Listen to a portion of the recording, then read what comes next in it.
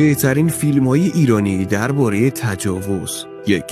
فیلم علفزار. این فیلم راجع به پرونده‌ای است که در آن زنان یک خانواده مورد تجاوز گروهی قرار می‌گیرند.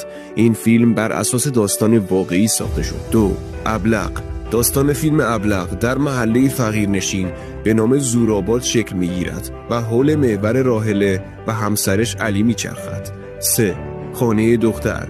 فیلم خانه دختر یکی از پرحاشیه ترین فیلم‌های ایرانی درباره تجاوز محسوب میشه که در ابتدای اکران چندین بخش از داستان حذف شد و تغییر کرد. 4. فیلم مستانه. فیلم مستانه در مورد یک سلبریتی با همین نام است که مورد تعرض جنسی قرار میگیره. 5. فیلم هیس دختران فریاد نمیزنن. 6. فیلم من مادر هستم. 7. فیلم سگ‌کشی. 8. فیلم رنگ شب. 9.